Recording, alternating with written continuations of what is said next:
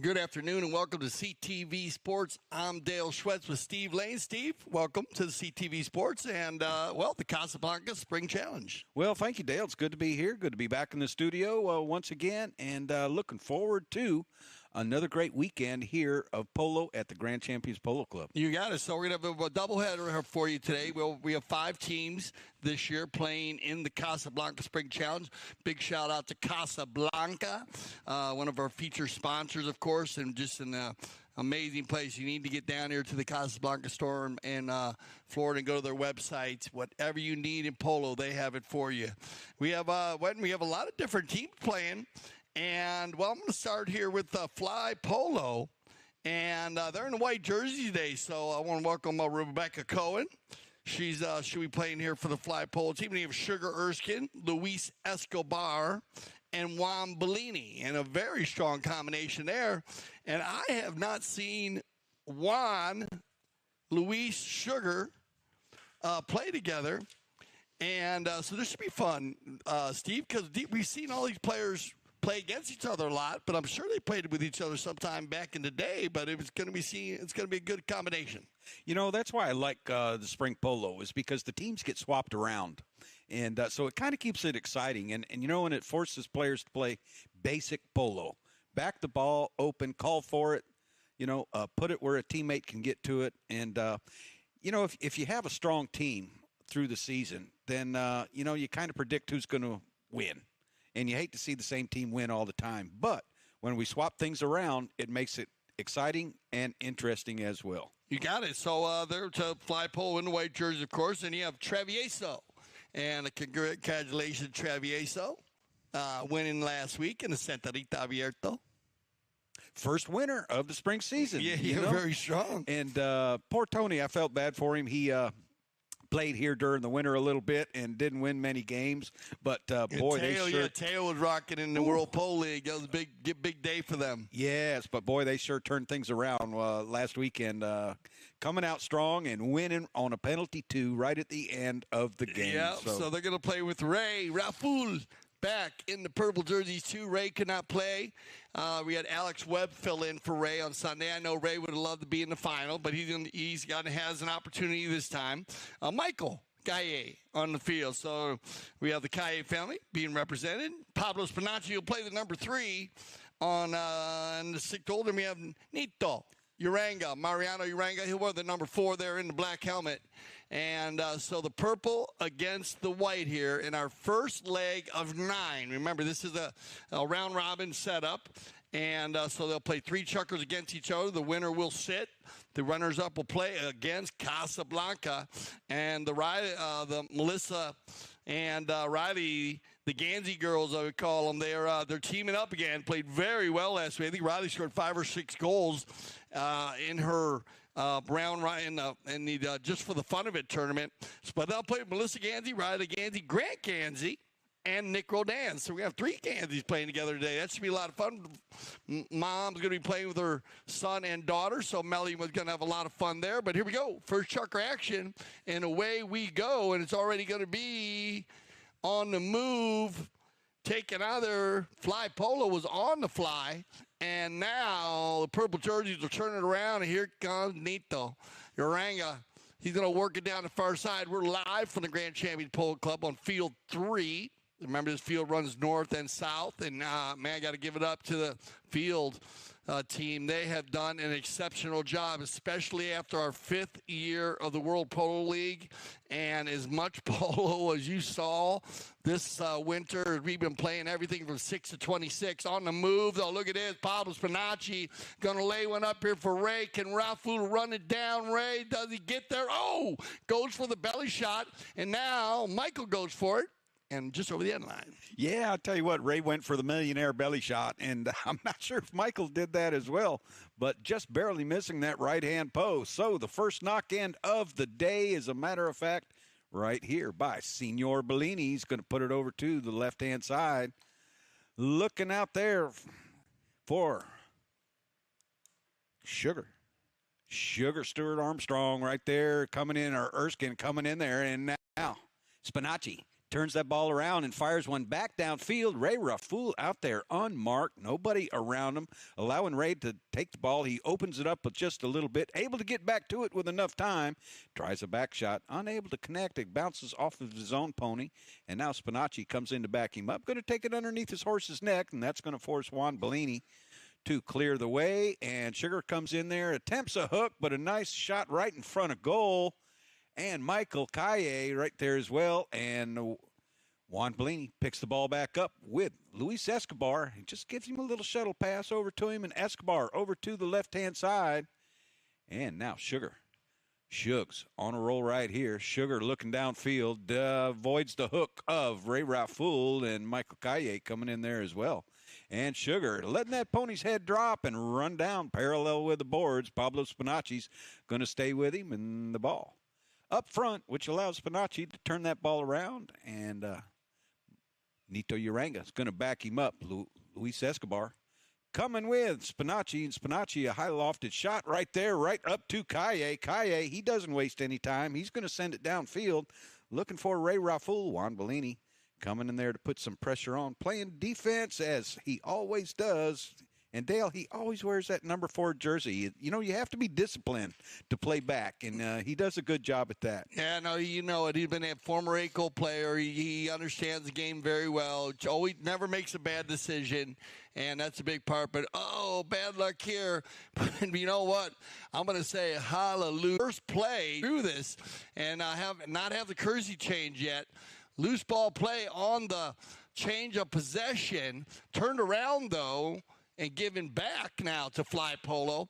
Bellini all by himself, they got to get closer to him. They can't give that much room, Steve. No, they certainly can't. If you do that, you're making a mistake. And, pinpoint pass right over there, too. Escobar, Sugar can't quite keep it going, but Uranga, he's got a lot of time to turn the ball back towards the center, and he's not going to waste any time either, firing a shot downfield. And there's Michael Calle up there as well, and Rebecca. No, that's Michael Calle right there going Rebecca over and Ray Rafool over in the center of the field. Juan Bellini coming back. Has he got time to go to the offside? Yes, he does. Going to take it forward and buy a little bit of time. Hooks Calle out of there. Ray Rafool coming in there with Bellini. But Bellini sends a shot over to the left-hand side, and it looks like Sugar wants to do a little bit of running here early in the game. Yeah, I figured he'd get, the better, the faster, the better, Sugar always says. And look at this, as he runs back and forth. And this has just been round and round, and off they go. Beautiful polo, poetry in motion, just like a ballet. Everybody using each other well. Michael on the move on the little gray. Nice pick up here. He checked his shoulder one time, trying to stay out in front of Bellini. Goes near side. Michael, this could be a golazo, but escorted off the field by Bellini. And I would imagine you get a jersey change now after they've run, 5.5 minutes, almost 5 minutes. Yeah, nonstop. Nonstop. The only stop we had was a knock in and the ball going out of bounds over the boards. And other than that, it was just nonstop and a lot of one-time shots. So people hitting the ball down the field and looking for teammates. So good teamwork, Polo. You got it. This is the spring polo season reaches the midway point, of course, at the Grand Champions Polo Cup. We're halfway through. We want to thank you for joining us at CTV Sports and also all the people coming out to the games. We've had some great crowds at our Sunday games, and it looks like a nice crowd down there today on Field 3. Right there to the right is Field 2, and that's where we have our grandstand field. And if you want to come down on Sunday, we usually play right there on 2, 1, and 2. This afternoon's game will be on Field 1, which is just to the right of Field 2 there. But the VIP has been open. And, Steve's had we've been doing a live show from out there. A lot of fun. Yeah, it is, actually. And it's good to meet the crowd and shake hands as well. The fields right now are amazing. Yeah. We've had some rain. We didn't have much rain all winter long, but the grounds crew has done a fantastic job of putting water down, fertilizer down, sand down, taking care of the fields. And right now, during the spring, they say April showers bring May flowers, but we still haven't. I'm telling you, we haven't as much rain as we usually have. But it's just amazing, and we've always talked about this. I think one of the reasons Melissa was talking about Gandy when they started the club, And, it was always about talking about spring polo because of that main reason. Usually everybody's could be, they leave town or they head off to their summer destination or some people take a break, give their horses a chance. But to be able to have this spring league where you have the opportunity for, pro players, professional players to play with new young players, so you get to learn a lot. The polo's played very safe and open. And we use one umpire for it. It's a real top umpire, Gaston. And also, it's an amazing place to bring on those young four-legged athletes. Yeah, and Grand Champions Polo Club has some of the best players in the world. So, we've mentioned the polo school. You might get a lesson from one of the top guns from around the world. But right here, these young players get a chance to play with them, ride them off, hook them, and get instruction from them under the tent. I mean, it's just a various land of opportunities. And also players are looking to have a lot of fun. They're looking to use their team as much as possible. This is what's been going on here in the first chukker. Still 0-0. Ray on the defense right there. Raful. Now Sugar across the center. Changing the field. I like this thought process. Going to get Bellini all day. Juan with the neck shot down the center. Looking for, white jersey, but picked up here by Pablo Spinacci. He's got Ray in the rumble seat here. Spinacci is going to work it downfield. And he's got Michael once again. Michael still on little gray pony. He's going to go out in front now. There's a nice approach shot. He's got to deal with Bellini, though. Juan, open back shot. Well done by Escobar. Picked up by Nito. And here comes the next shot. Keep an eye on it. That ball's going to get just inside the 30. And, it stays on the field. It looked like Michael might have tried to put it in. Ray's going to get over there before everybody. And turned around, and here comes Fly Polo. Bellini right now sends Sugar downfield. Bellini surveying the field as well. And now Juan looking for a white jersey. And look at the room they're giving him to work right here. And now he's going to send it long. Didn't quite get all of that ball. And Ranga says, well, that's not going to happen twice, so I'm going to go ahead and go back. And now Pablo Spinacci comes in. Escobar has no play.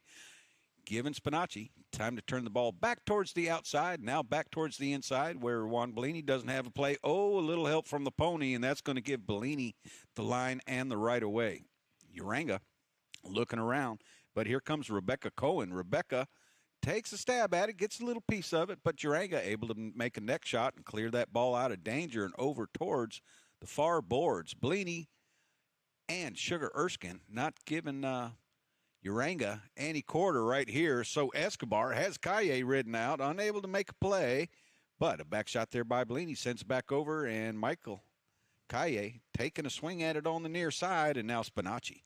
Spinacci, he's going to one-time it back towards the goal where Raful is there waiting, and Ray Raful right there putting it on through. So a nice play right there and anticipation by the teams, and I believe that's going to be our chukker. You got it. I think it'll just check the time, but I think Ray might have beat the clock there. We'll make sure we check that out, but there's a good shot.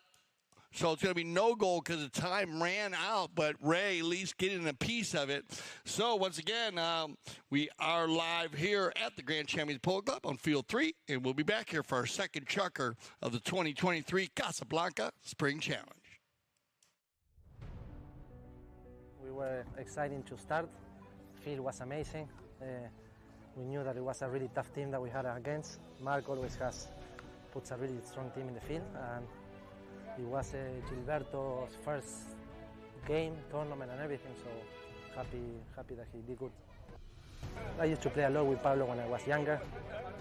We were cousins and we played a lot of kids tournament together until we played the Open together. Then a few years we play against each other, and now we had the opportunity to play back again, and it feels really good. Have a lot of connection, and with Alejandro I played last year here with Melissa. He's a great defender, a great back. He plays really simple. He understands the game really good, so he makes things simple. And Gilberto, I think he had a really good game. Yeah, I think yes. Well, this is a single elimination tournament, so winning today was keeping one foot in the tournament. So it was really nice now that we have another game in the weekend to keep playing, and yes, a lot of fun.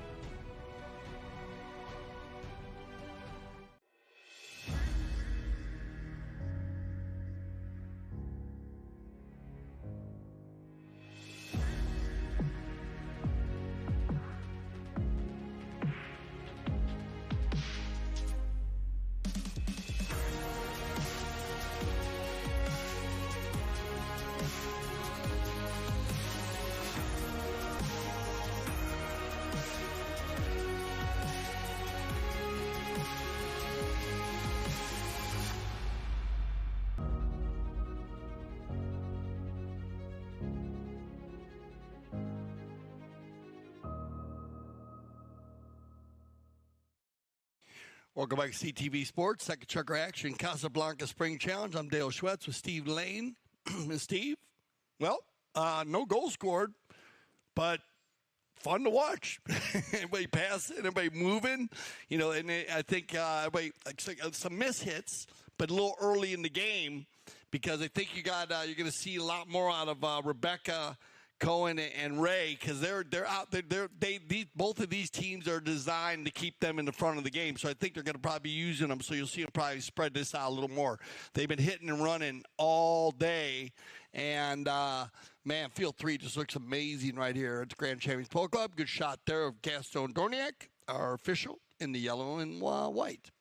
Yeah, all 8 players involved in that first chucker, even though, as you mentioned, no goals scored, but all of them in the play and a lot of long balls hit up front, giving both Rebecca and Ray Rafoul having a few more chances up front to score a goal and unable to do so. But right there making the plays and playing a great position as well. So, you know what? We'll see if they get ramped up.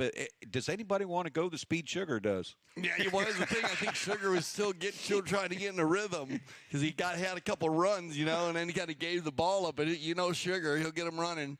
That you can tell right there. That's where the time ran out when Ray went for a shot. So you have a bowl in to start the second half from the center to the boards. Pablo Spinacci, and a nice attempt there by Michael. Yeah, Michael there just kind of able to deflect if he could have. Deflect that ball into the goal, and look at this pony that Juan is on. It's white. I wouldn't even call it gray, but it's white. Yeah, I believe it's Automatica, unless he has a couple of them. But I ride some of the horses with Juan in the summer, his string when we're doing the polo school, and it looks like Automatica, and this was a lot of fun. Very handy, this horse, and just no bottom. You just keep on going and going and going and going. You can see how it's built. Look at this, though. Ray Rafoul. Well done, Ray. Once, twice. Got to stay on the offside. Going to get there before Bellini. Turned around by Juan. Bellini, once again, takes it forward and a nice back shot right over to Luis Escobar, another former 8-goal player with Escobar. So, we have a series of them out there today. As I said, got some elder statesmen out there. Yeah. The body may go, but the mind is always there, it seems like, for polo players. They both love the game, too. Great strategists. And they're seeing a lot of that with the passing. Loose ball play, Juan. Juan coming across there, no whistle on the play, and Juan, finally, he does get it back and right up to Shugs. Sugar Erskine one more time. He's got Escobar up front as well as Rebecca Cohen. So Sugar trying to dig that ball out and get it towards, and now we have broke our maiden. We have the first goal of the day and the second chucker here by Sugar Erskine. Yeah, it looked like he was going to go up to Luis early here. I wasn't sure about that, like right here, but he went for a tapper. And then almost looked like he still was a layup pass, but those are the best goals, the ones that are just layups. He just hit it perfect. But maybe it was a better play to keep it behind because that gave Luis the opportunity to take out Nito. So great play here by Fly Polo. And we'll wait for Rebecca, for final player to get back for the bowl in. And away we go. And looks like Nito right here going to be the first to put lumber to plastic. And Nito got a deep neck shot, which he puts right over in the center of the field. And Pablo Spinacci would have fouled had he made a play on that ball. And Escobar wisely held up, allowing Uranga to clear. And now there comes Michael Kaye in for a hook against Escobar and doesn't quite get it. But now Spinacci able to get to the ball, turn it back around. Escobar and Bellini right there as well. Michael Kaye on the outside, and look, it's Pablo. He's going to squeak on through there and take a shot on goal where Ray Rafoul is up front. But that shot a little off to the right-hand side, and Juan Bellini reads the play. Pablo Spinacci, he wanted to pick his pocket, but you know what? That wallet was tight in there, and Juan Bellini now firing a shot downfield, looking for Escobar, and Uranga there as well. Uranga going to take it forward.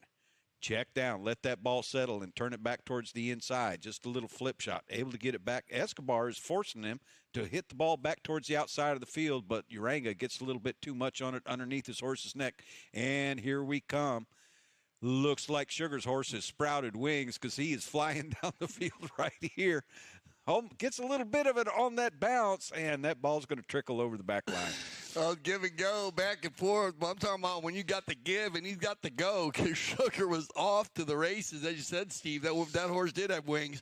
It stayed on the field here, and this is going to be a 4-on-3 attack. Let's see if they take advantage of it, Travieso. Pablo. Oh, and now Nito looking for Michael or Ray. They're going to find Pablo. Pablo's going to put it down there a little further for Ray. Raful Ray right in front of goal. And that's the way you putt for show, and drive for show and putt for dough. And Ray, perfect play. Good passing here by Travieso. Yeah, Travieso using the whole team right here on this play. And notice Michael Calle, he's going to check up and fall in behind if he needed to. So Ray Raful playing a great number one right out front where he needs to be, and just gets ahead of Luis Escobar. And a straight shot. Look how straight his wrist is at the bottom of the swing. Well done. Well done. You know, Ray, you know, last year, Ray was getting back in a groove. He played in our Sunset Chuckers cocktails, Sunset Chuckers cocktails. And he added 3 horses to his string. Oh, he did? Yeah. Okay. And he said he loves his horses. I had a chance to interview him earlier because he's been playing in the 6 goal and the 8 all season. Right. And so he's tuned up. You know, playing number one. What a great guy. Loves the game. Win or lose, loves it. That's what Gaston Dorniak says. He's one of the nicest guys around. Great guy. He is, man. He is a cool cat, man. Let me tell you something. And I love the guys. We've been in the game of polo for a long time, Steve. And there's a big passion in the game. Brings us all together. The 4-legged athlete, basically. And when you have that passion, it's just a higher level kind of energy. So he's just a great part. Love having him here at the club. Great goal there, as you said. Perfect swing, throws his arm through the goal. Perfect technique, and he'll get the equalizer here. And we got everybody back from their courtesy change, and away we go. Dorniak gives the ball back to the players, and Escobar is going to come up with it. Little flip over to Bellini and a back shot right there by Spinacci. And now look at Michael Calle. He's going to, drop his horse's head and go. Backed up by Uranga, and Uranga puts a nice pass over to the right-hand side where Calle can get back to it. Followed up by Erskine, but Calle is not going to have any defense there. He is going to go ahead and score his first goal of the day and second goal for Travieso. Yeah, well done, Michael, man. The Calle family all playing the game well here in the month of May, and that's a good goal. And, I like this. Like you said, good positioning. If you look, they line out very well here. I mean, he's out in front, takes his time. He's got Nito on the bounce. Well done. And checks up here. And just escorts that one across the line. And a super goal right there. Look at this, Travieso, 2 for 2.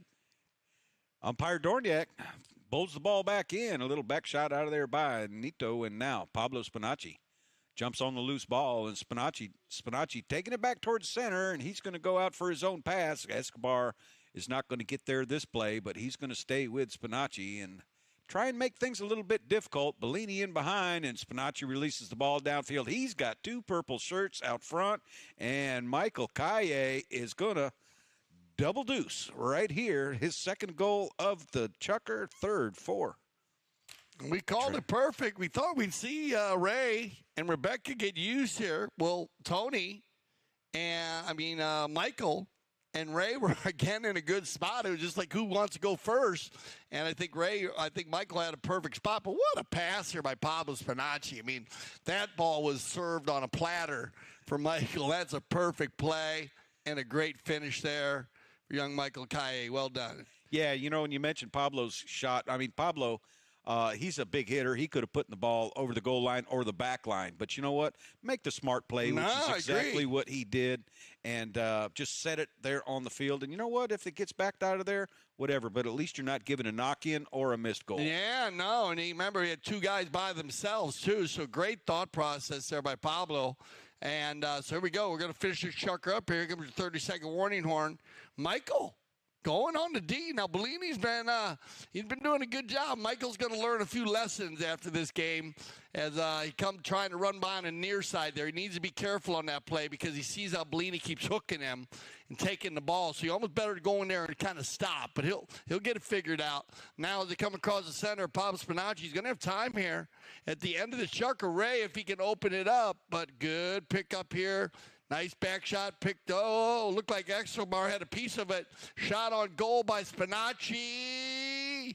I believe the lesser angle on that play is probably going to go, but that's going to end our chucker. The time will elapse right there. So 2-1 after 2 chuckers. Stay with us. We'll be back here on CTV Sports after a commercial break.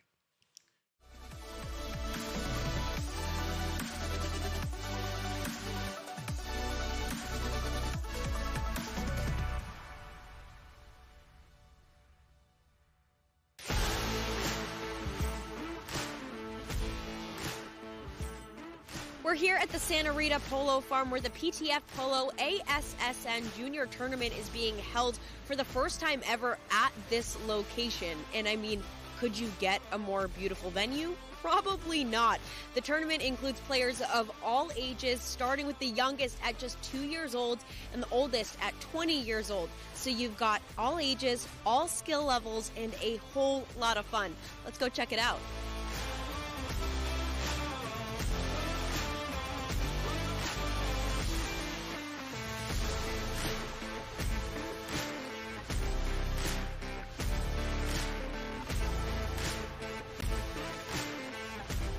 It reminds me of my days when I was in that position playing the kids tournament, and for us it meant the world. So I'm very happy to be here supporting my son and other kids as well, because I think they really enjoy this, and for them it's even more important than for us probably playing the 26 or the 22.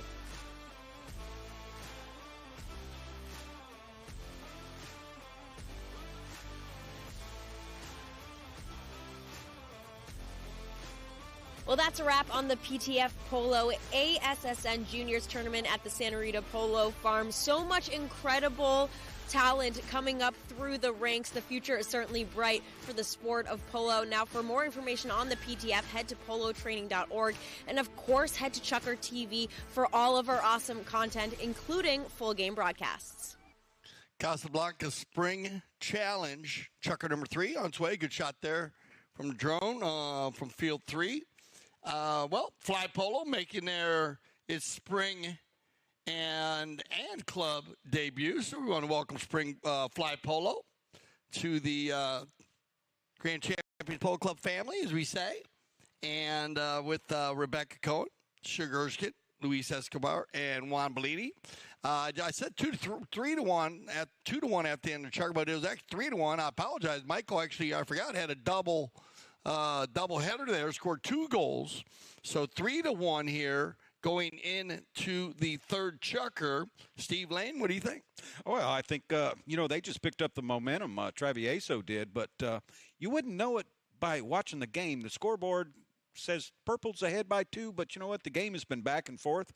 Both teams have had their chances, and, I look at Michael Calle, too, and I see Grand Champions Polo Club saddle blankets on there, which Teo and Tony Calle rode Grand Champions Polo Club horses. Yeah, they used Polo on Demand. They played different ones, and they also have some of their own. I believe that Teo played some of his own World Polo League, but also the Polo on Demand program has been amazing.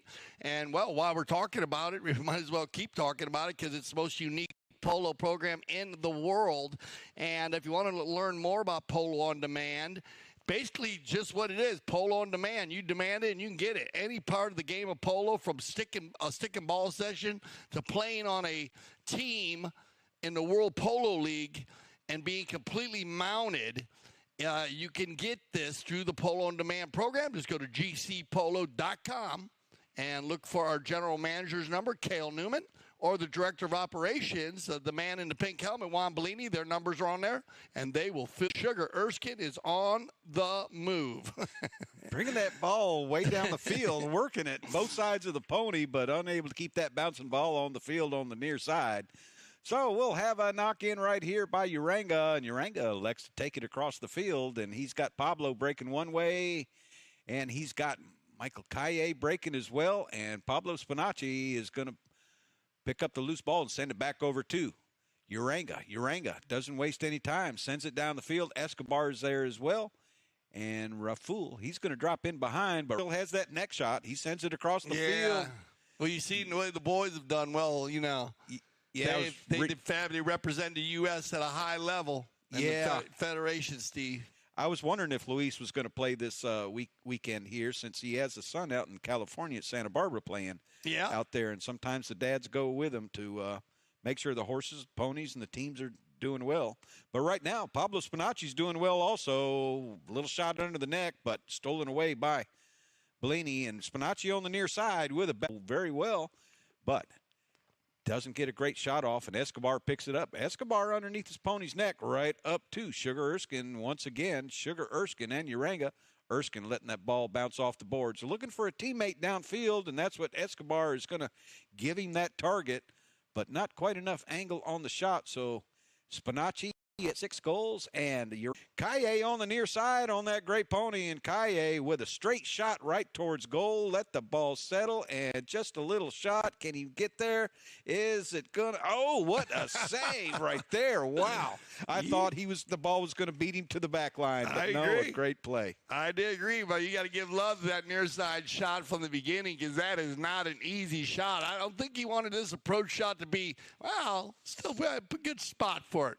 Because that's just a little easy tap, and he knew he had the time. Checked his shoulder one time. This is what I like. Keep your head down now. Don't look back. No, see, he does not need to look back anymore. Look at the ball, and that's a great learning experience for everybody. Because a lot of players, they want to look back a second time, and then maybe the ball hits a divot or changes or something goes wrong there. So once you know you got enough pace, Adam so used to tell me you only need 55 inches to score a goal. That's exactly right. And it just goes on the board as one goal. It doesn't go up as great shot or a bad shot. It just goes on as 1 point. So four goals here by Travieso. And so we'll see if Fly Polo can turn it around. We're going to get our courtesy change done early here. It might have been just attack time. It didn't look like everybody changed everybody there. So away we go. Sugar Erskine on the near side, trying to get one on the board himself, and he's been running up and down the field, letting his ponies run on out, but unable to do it. We can tell by his body language he wasn't happy with that run right there, but picked up by Spinacci. He turns it back towards the outside.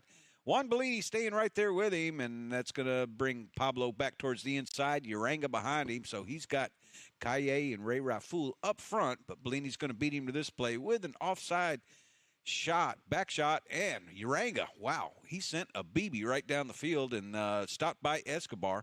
Escobar going to work it forward just a little bit, taking his time. We don't see a defender in sight, but right up to Sugar Erskine. And Sugar Erskine, can he redeem himself after that last run?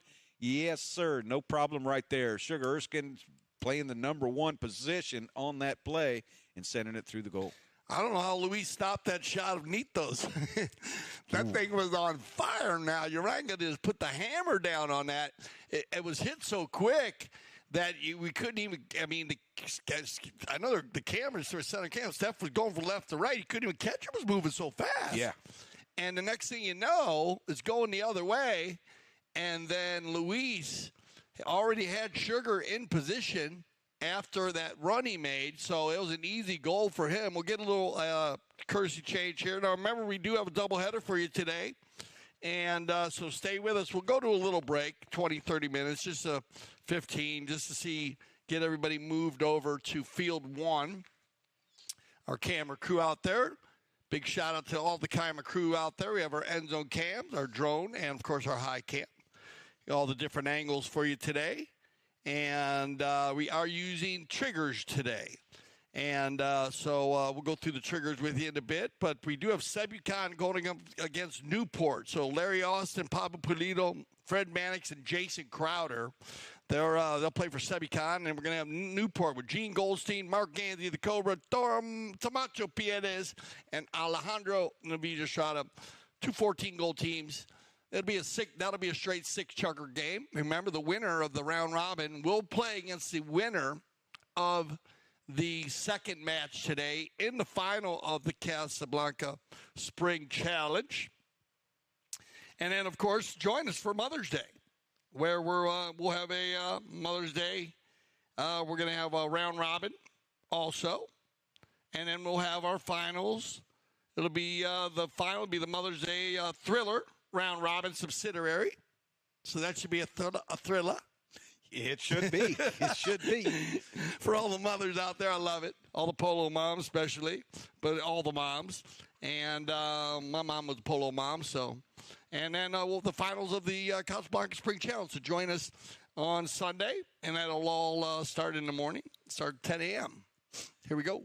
All right, Spinacci, he's down in the defensive corner, and he's going to send a little shot up to Uranga. Uranga hits that ball on the bounce, and he's got Ray Raful in the center, and Uranga on his gray pony sends it right straight down the boards to Kaye on his gray pony, and Kaye hits a long ball, but not quite enough angle on it to get it in the center of the field, but he's going to be the next to get there, and is that ball going to trickle over the back line? And yes, it does. So once again, a knock-in for Fly Polo, and Juan Bellini has been doing the honors, and Juan Bellini doesn't waste any time here, and he's going to just dribble that ball work. He doesn't have a purple jersey within 30 yards of him there, so he releases the ball over towards the center, looking for Escobar, and Luis Escobar one time, but deflected off his pony, allowing Juan Bellini to come back and pick up the loose ball, and Juan Bellini has a lot of time right here trying to get around Spinacci, which he does, and Spinacci came in there. Umpire plays the advantage on that play.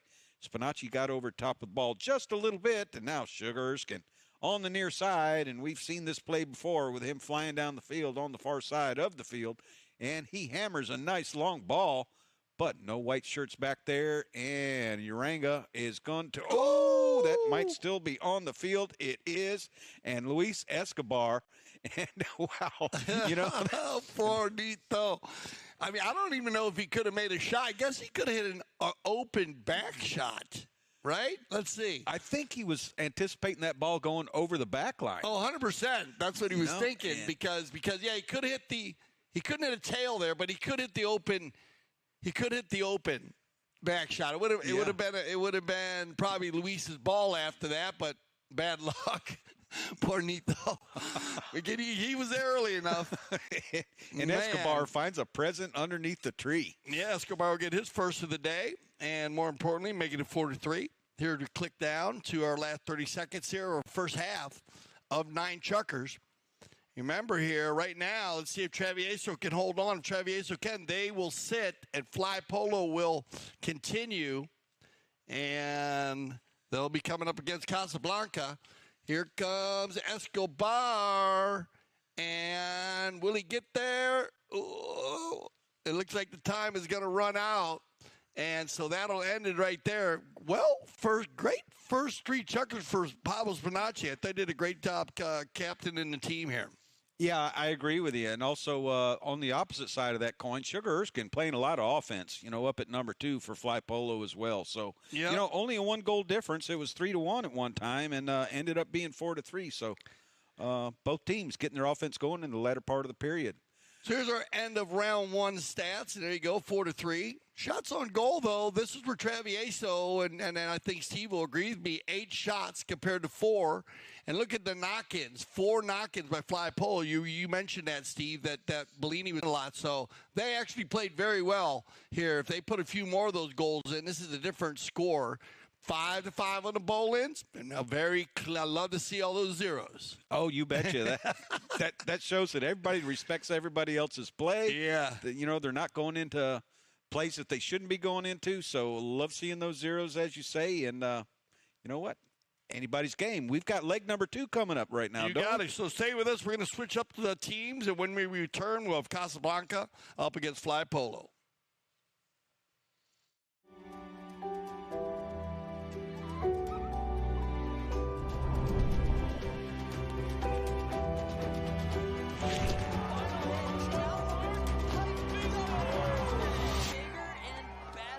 My favorite part about AVSC is seeing all my friends. I have so many friends here at AVSC and USASA, and don't know what I would do without them, just hanging out with my coach. But hanging out with my coach would be really fun too, but I just need friends too, you know? Everybody needs friends. AVSC is like a really fun place because you can like jump to friends and get to ski a lot of places. When you see kids, they are smiling, they are happy, they are laughing, they are telling jokes, they are just glowing with excitement, and that just makes me feel confident that we are really doing something right, and that's really what it's all about.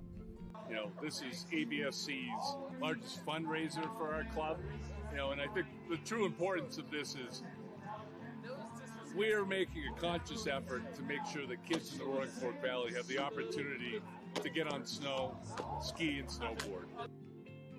So I've been a part of the Aspen Valley Ski Club since I was 10 years old, and growing up in the valley was a really special experience because you're open to so many different opportunities, and one of which is being able to ski. And I never really thought that my dreams would come true, but now Aspen Valley Ski Club has allowed me to ski for a living, and I can never be more grateful for being a part of the club. We love ABSC! We love ABSC!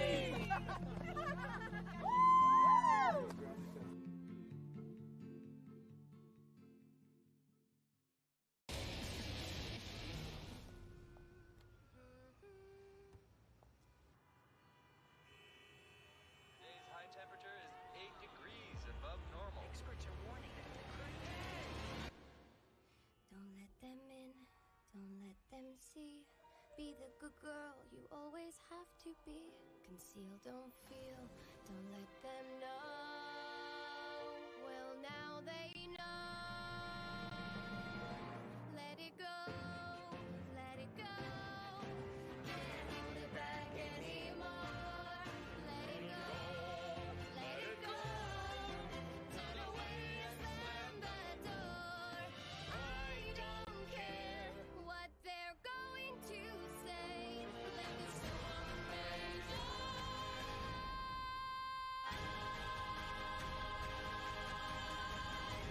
Cold never bothered me anyway. Welcome back to CTV Sports. I'm Dale Schwetz with Steve Lane, and this is our second leg of our 9-chucker round robin. Everybody competing in the Casablanca Spring Challenge. One round robin here, and then we'll have a 6-chucker game. Winners of both, the round robin day and the 6-chucker match that'll come directly after this. We'll play against each other in the finals, and as I said earlier, we will have our Mother's Day Thriller round robin subsidiary, which will start at 10 a.m. And, you know, I was just looking through here because Rebecca Cohen on Fly Polo, Steve, she is one of our polo school reps. She actually started in the polo school. And last year's Casablanca Spring Challenge, Casablanca with Merida Lovegrove, she was in our polo school. Okay. Played with Grant Gansey, Nick Royan, Tommy Collingwood. They defeated Audi, Mark Gansey, Tony Caille, Pancho Benzadona, Sugar Erskine. And it was the Casablanca's third tournament win of the spring season. Grant Gansey ski. These students moving up. I mean, this is she started playing started in the polo school, and here she is playing in 14-goal polo. There you go. Has she played in 6 or 8 goal? I mean, and the reason I ask well, that, we play a lot of polo in the polo school. That's more like 6, right? You know. Yeah. So, and where I was going is there's different graduations. Yeah. You know, so she's graduated from 6 to 8 to possibly 12, and now playing in 14. It's a big jump, and I'm really proud of her. And she's a drive. She rides. She does dressage. She does dressage. She jumps. She does it all. She's an amazing equestrian. Great rider. We've had a lot of crossover riders come from the jump world or the dressage world, and all the different disciplines in the game of the 4-legged athlete. Crossover to play polo. They love it, and it's great giving lessons to them because they're all such great riders. Yeah. Yes. You know, I mean, we give lessons to teach people how to ride also, but it's fun to see that. And now here we go. Welcome Casablanca, and Melissa Gansey, Melly, she'll be playing the number 1. Riley who, as I said last week, 7 goals on the day. I think between the girls, they scored like 8 goals. Riley Gansey played the 2. Grant Gansey, or Nick Rodan, on 8 goals will play the number 3. And looks like Double G, Grant Gansey's going to wear the number 4 today. So this should be fun to see, Melly playing with her 2 kids. That's a lot of fun. That's why Polo's such a family affair. And we love seeing that. So let's see here if they can get a win over Fly Polo, then we'd have a true final at the end. But let's see. Now it all comes down and are they warmed up, ready to go? Fly Polo is. Looks like they got them lined up, and where we go. Ball's in on the ground and in play, and Riley Gansey's going to jump out with it out of that bowl in and headed downfield and looking over her shoulder to make sure she's got enough time, and she's got a hefty swing, and she lays it right down, and look out. She might be the first to score, but no, that ball's going to go over the back line. Tough luck, but a nice run right there by Riley. She's been hitting the ball well, as we said, and I tell you, keep an eye on her because once she gets it dialed in, her and her mom, they shoot well. And her swing has gotten so strong. She's hitting the ball. She's hit some balls off the field that I think she didn't used to hit off the field because she wasn't hitting them as hard. But now she's got to get used to that stronger swing, and she pulls the team very well. Here comes Nick. Rolled in underneath the neck down to Melissa Gansey. Melissa jumps on that line and the right away, and Melissa with a shot trying to do what Riley attempted to do, but Melissa is going to show Riley this is how we do it. And Melissa Gansey putting the first goal of the second leg right on through for Casablanca. Yeah, Melly, when Melly gets in front, this is where she's at her forte. She spaces herself perfect so that she has the opportunity. Now, I've been watching when I was very impressed with her this year, more in the World Polo League, and especially that league is very fast. So I thought it was smart that she did. She shot a lot of more balls from the 60-yard line. She actually made more goals from 50 to 60 yards. This time she took it all the way in and had a lot of time to do it. But I love how she added to her game because she didn't have time to do the dribble. The World Polo League, they were coming in and catching her at the end. Putting hooks on her or taking the ball. So I like the way she developed her game. Riley, though, in front once again. Gansey going towards it. She's got another opportunity. A little shot off to the left-hand side, but she'll get there before the ball goes over the back line. Trying to turn it back towards the center, and Juan Bellini didn't expect that to happen.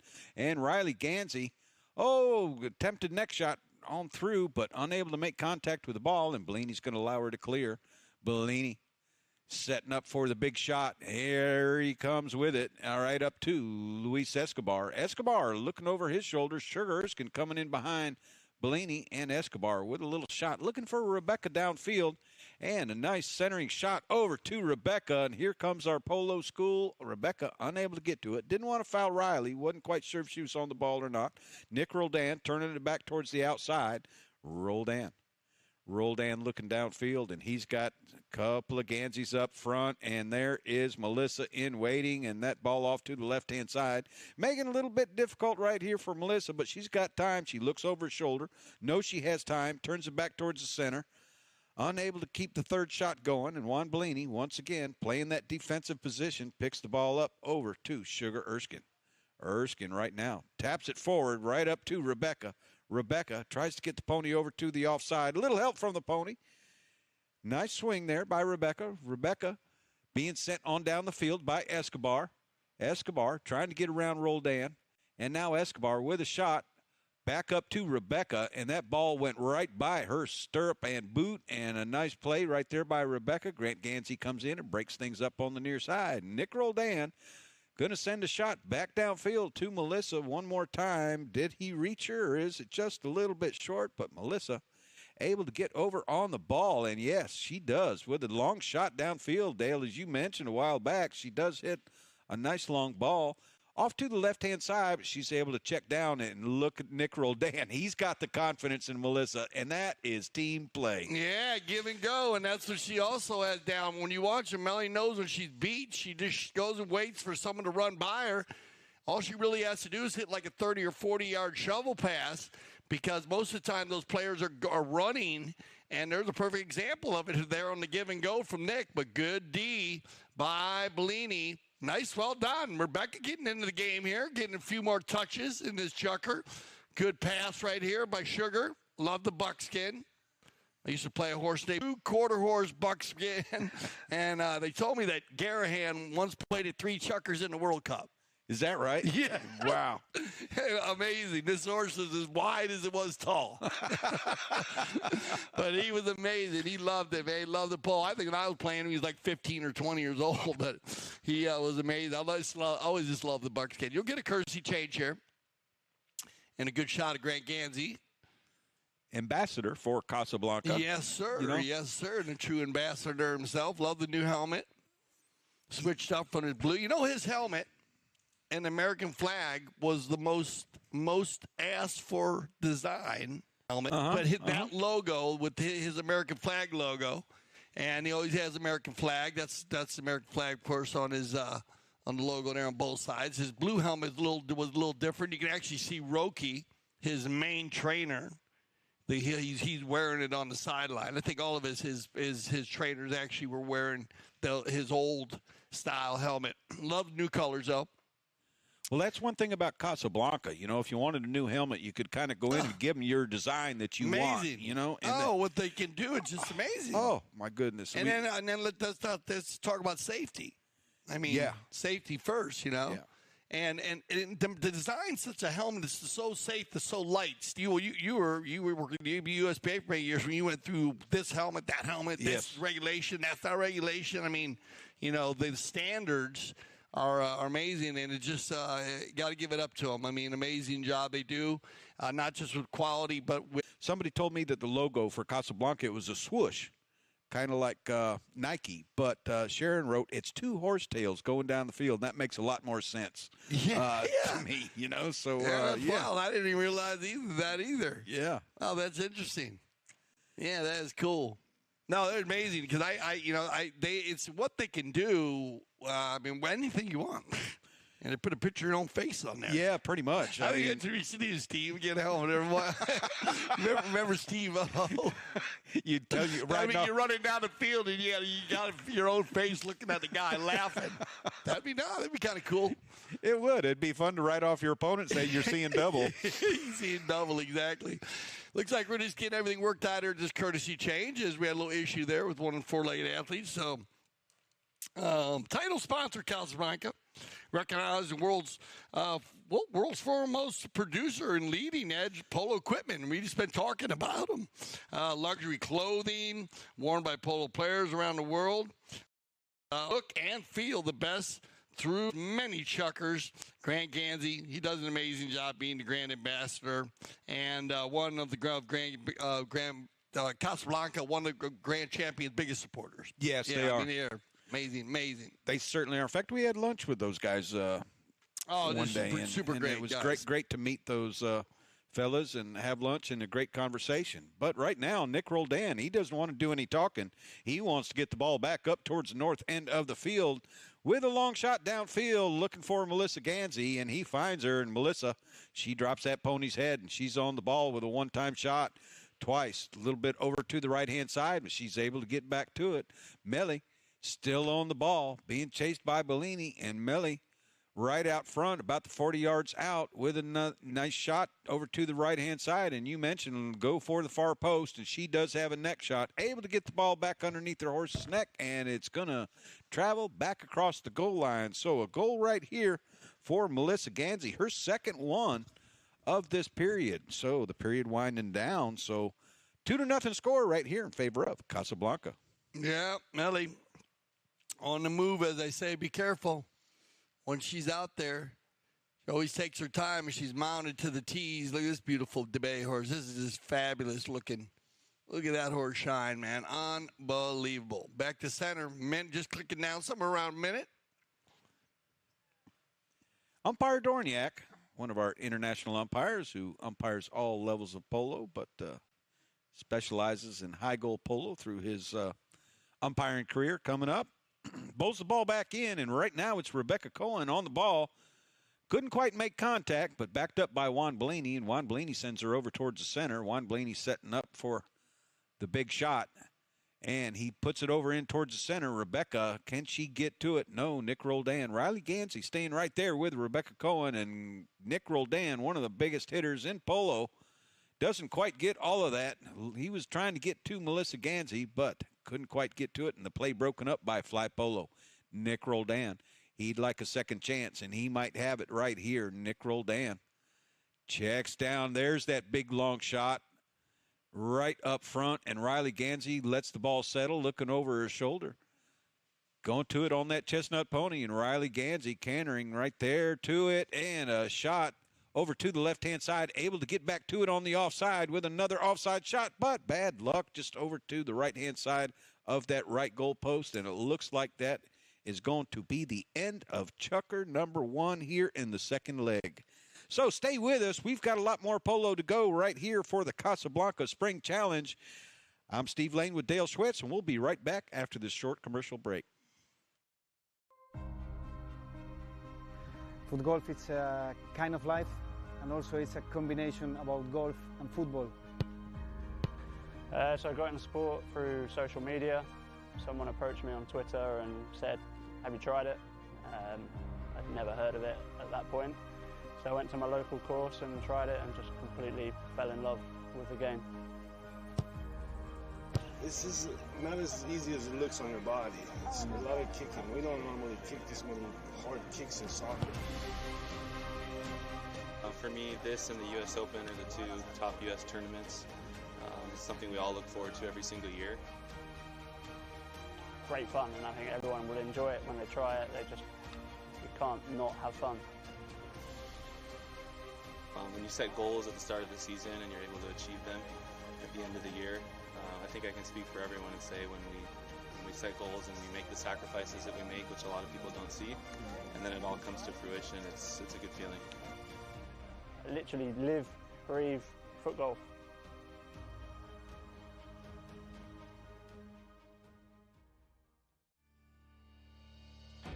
When I founded the Taqueria 48 years ago, the goal was to service polo players fieldside and carry a complete line of polo equipment. Since those early days, we now carry everything for the horse and rider. Anything goes on or near a horse, you're likely to find here in our store. We still have polo equipment made by polo players for polo players.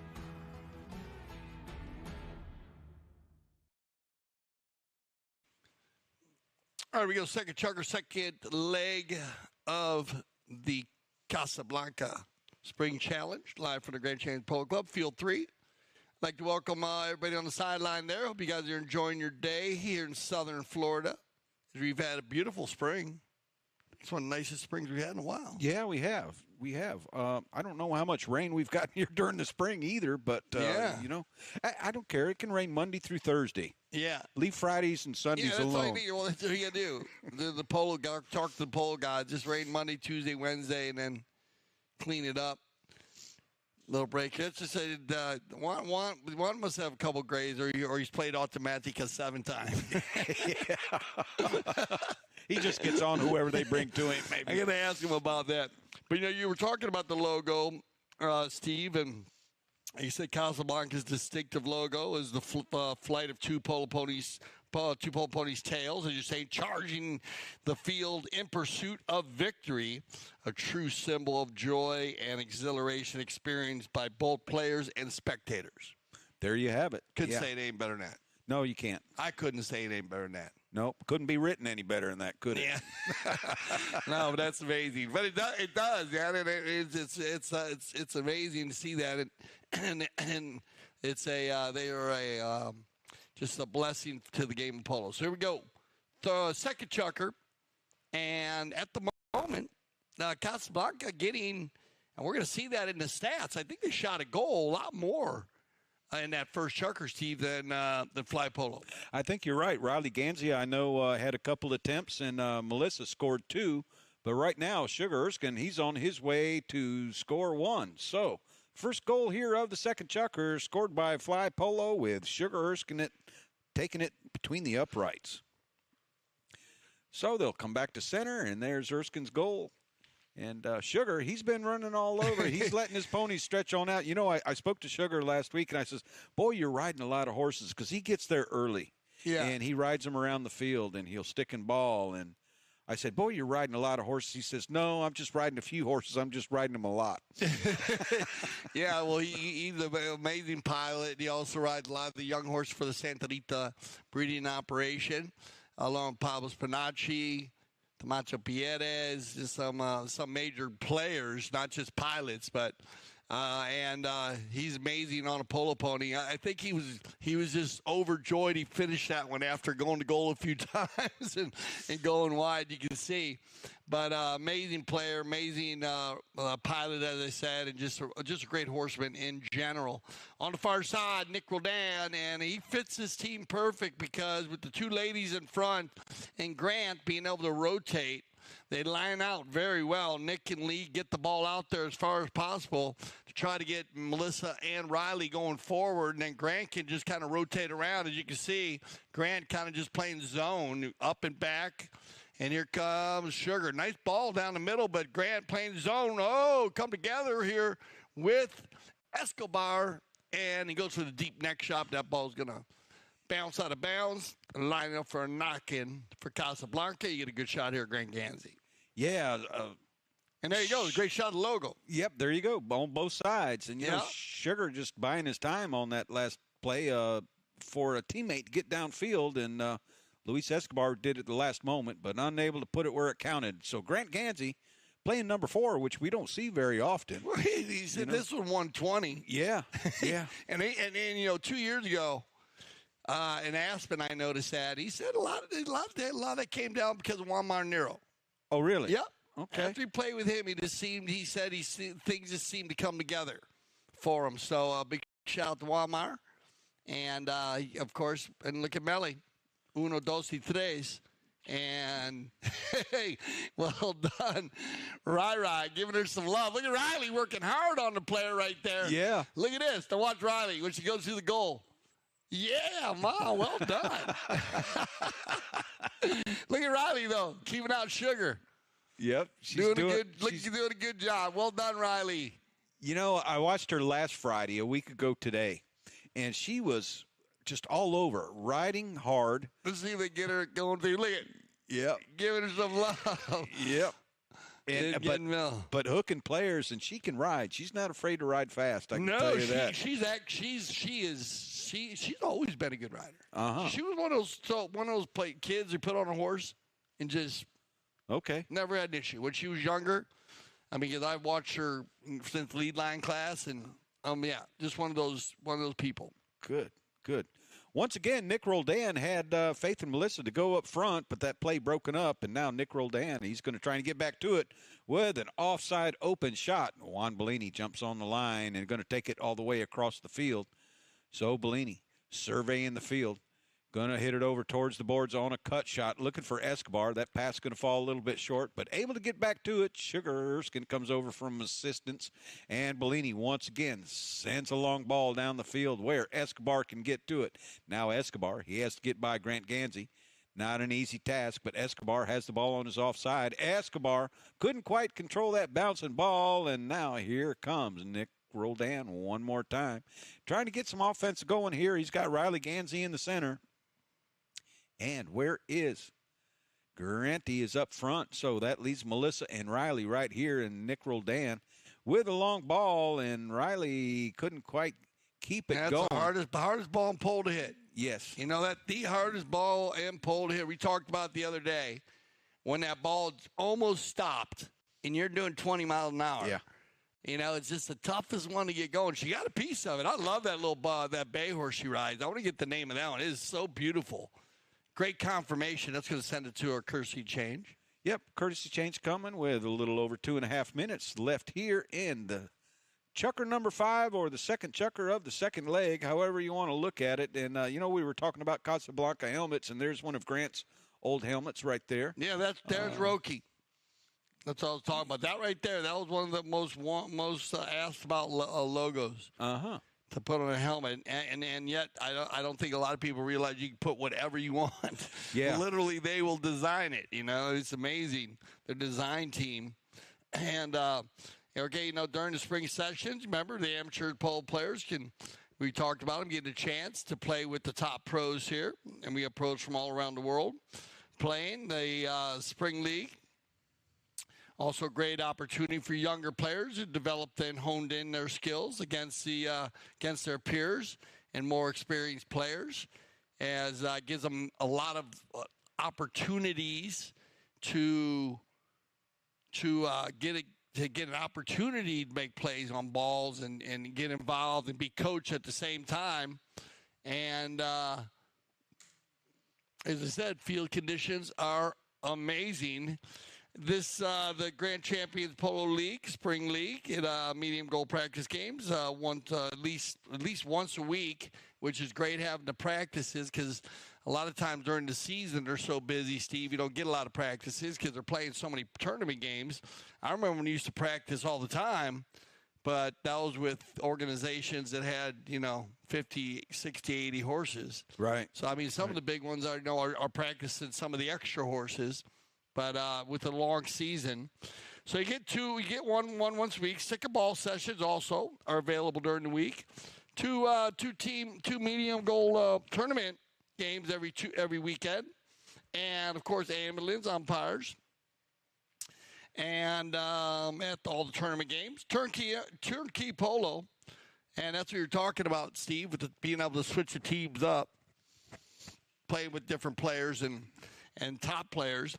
And, of course, you play on, we've already been talking about it, some of the most prestigious fields and well-manicured, held at the highest level, club sponsors, social events for the players during the weekend. So there's always something going on. And, excellent trophies for all the teams.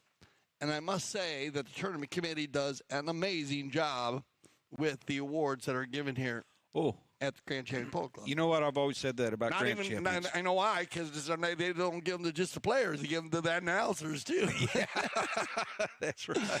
But they give away some amazing stuff. They do just a great job. That makes it special. They put a lot of heart into it. They do, and you know how much organization that takes to order everything ahead of time and store it for the proper tournament and have the trophies polished up. And, of course, Tracy does a good job with flowers and the whole team, putting stuff out there. And everything's always looking at a higher level. And I don't want to talk about the asados because they are great, but you know what? It'll just make me hungry when I think about the asados. Don't do that. Don't do that with an afternoon game. in the middle of that, our second game today, we'll be calling in an Uber Eats. Don't forget to get the CTV Sports app. If you don't have it, download it. I know, this is the new one. We had the Chucker TV app, but this is the CTV Sports app, and you can download that, and you'll get all of the sports that we cover, and so that's it's amazing. A lot of information on there. Yes. And Polo in the Pocket has been described, but a lot of tournament games, a lot of interviews, a lot of information, everything. So if you're new to the game, if you're old to the game, you can get something out of it. And we had a little tack time there just to make sure everything's safe. And with 2:36 left here in our second chucker of our second leg, a 3-1. It looks like it's going to be a fair play bowling.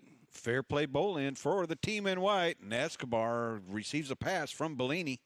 Escobar just working, sending Rebecca Cohen downfield. Grant Gansey in between the two of them. But Rebecca would like to get that pass, and Luis Escobar trying to get it to her. He's going to send one out there for her to go and get to, and here she comes. Rebecca Cohen coming across there. Got enough time in front of Senor Bellini. So that ball's still on the field, and Juan's saying, take your time, dribble it forward. Okay, it's on your near side. I'll take it now. Now you go and you score it. And that's just what she does. You get out there with Rebecca. Rebecca out of the gate and putting a point on the board for fly polo, and glad to see that. Yeah, and the first one of the day, so welcome to 14 Goal Polo, Rebecca. Because as I said, she is just starting, so she does a great job. Great attitude. And a great rider also. And you know what? If you're like Juan Bellini and you're doing the polo school, you like to see your students. Oh yeah, succeed, I mean that's the biggest thrill of it, you know. And like you said, last year Meredith Lovegrove and Meredith and there's a whole team of that comes out, and I'm telling you what, they're all great riders. So they pick it up quick. Here we go on the far side, Luis. As we click down here to around a minute, it's going to be Escobar. He's had control of the ball for the last 2 minutes anyways. He's going to override. Loose ball play. Turned up quickly. Double G. Uh-oh. Bad luck. But I think he's got Nick in the rumble seat somewhere. No. It's going to be turned around and controlled by Escobar. Now Louis looking for someone. Maybe he's got Rebecca. Yes. If that makes it there. Well done. Oh, Nikki. He'll override, though. Rebecca. Learning the pole school. Got to keep moving. So good to play there, not to foul. Grant as he turns around the corner. Double G down the sideline. He's got to have someone out there. He's got to have one of the girls. He gets underneath that one. Now Nikki is going to place one. Sugar on the tail shot. And look at that angle. Perfectly played over to Escobar. 10 seconds now. They might have an opportunity. 3 seconds, you can see the clock right there behind you. They'll gain about 20 yards out of it, and that'll end our second chucker play. So 3-2 after 2. And stay with us. We'll be back for our third and final chucker of our second leg here on CTV Sports.